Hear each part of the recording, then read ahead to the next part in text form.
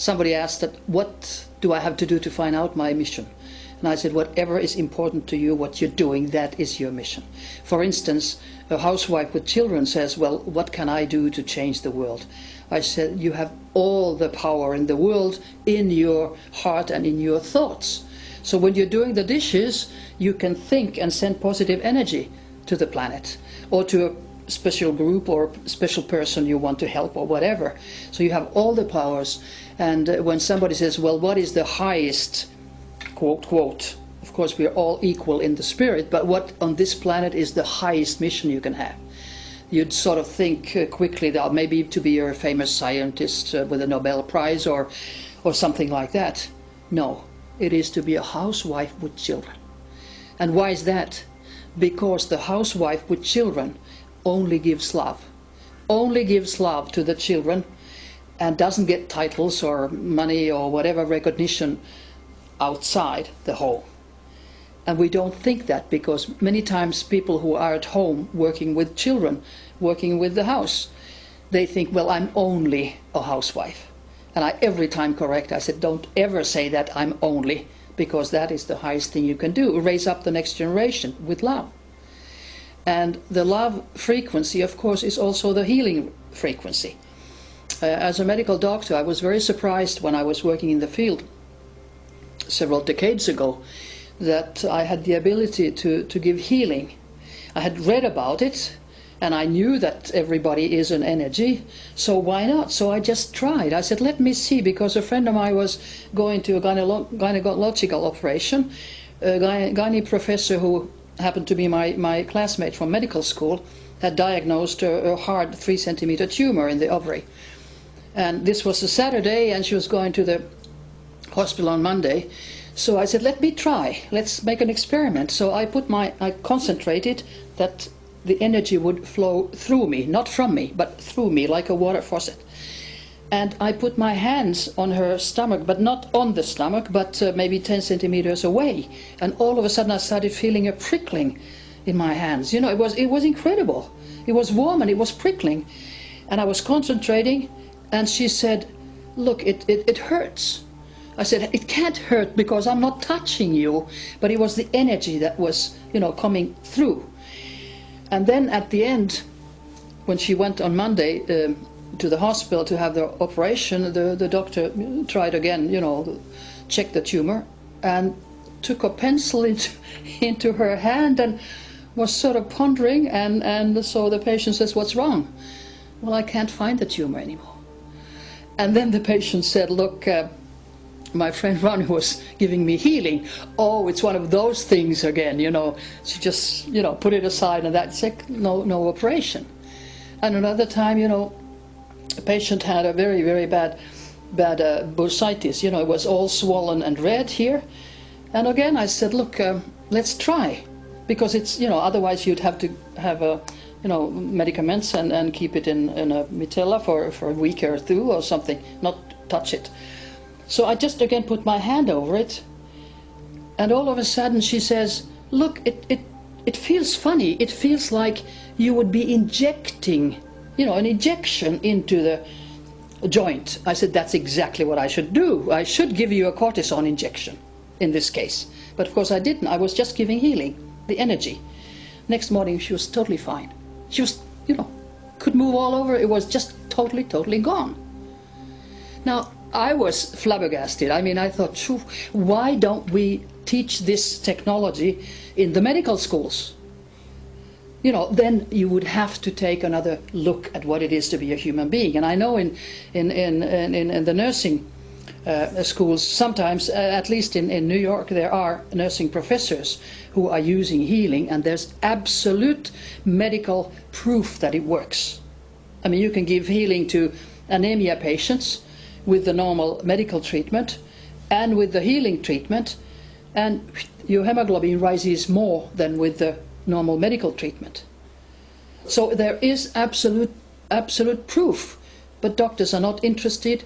Why not? Because it changes the worldview, the view what it is to be a human being, and Big Pharma gets no money. That is behind it. That's why it's being suppressed all over. But we are all healers. We are all healers when we make the 2-1, And like Jesus said, we have to make the two one, the inner as the outer.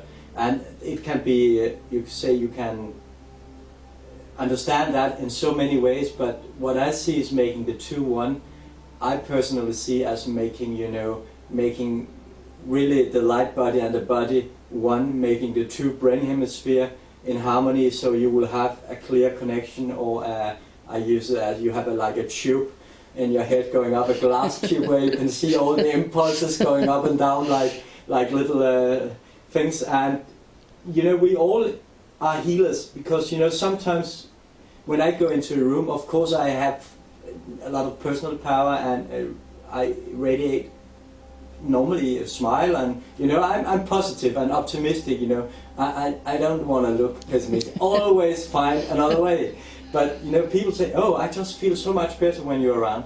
Of course, if I am at peace with myself, if I am in harmony, you know, and we all have the ability, but we have to realize, we have to admit that we are spirit beings in an earthly temple, our body. We are not earthly beings seeking spirit. That's the opposite way around. Yeah. Yeah, and that's why we can radiate. Some people seem to have, I would say, more energy, or they use their energy more. And when somebody comes in with a lot of energy into the room, you know, you can feel it.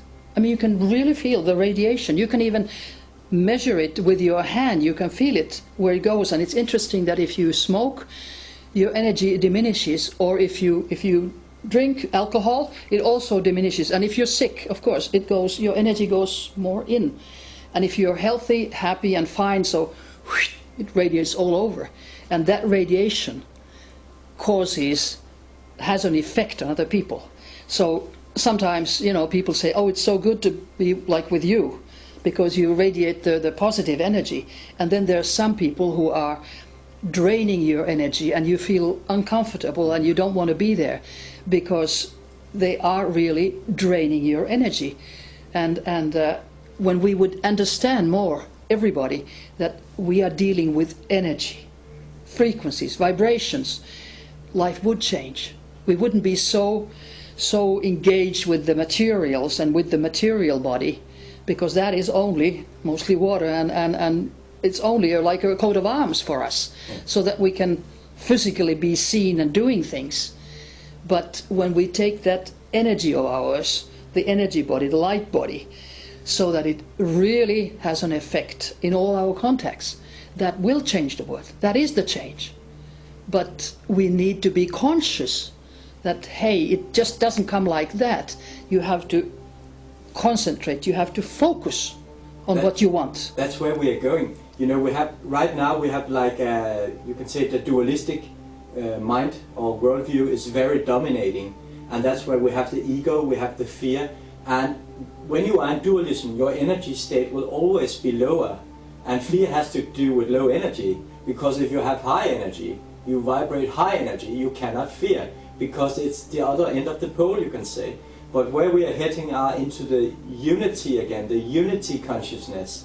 And this is also why, because we have many people are in a kind of dilemma today, because they have to say goodbye to the old world, which actually has changed. So they are holding on to the old world and say, and fighting and debating and fighting the neighbors and so. But when we start to, we have to change from within. We have to cultivate ourselves. But when you go to the grocers, you go to the shop to buy things. You know, if you smile at the man or the woman there, if you just say a little word, you don't have to. The whole day has changed. That's right. So you recognize the person who is in a service profession. Often they are not recognized. All you have to say, a nice little thing like, oh, you got a nice dress on, or you look happy today, or are you okay, or whatever. Just a little thing that you consider the other person, and it saves the whole day. And somebody says, thank you for being kind to me, thank you for helping me. Like yesterday, I needed an envelope, and a lady had one and gave it to me and said, no, it doesn't cost anything, you can have it. I was so happy. You know, you can do so little things to make other people glad and happy, and they're small things. They're not big ones, we don't change the world with huge things in one day, but the small drops, you know, there's the raindrop going on the stone, dunk, dunk, dunk, dunk, and in some years there is a hole. A raindrop can make a hole in stone. You wouldn't think it can, but it can. So it's just repeating, repeating, repeating, sending the positive energy.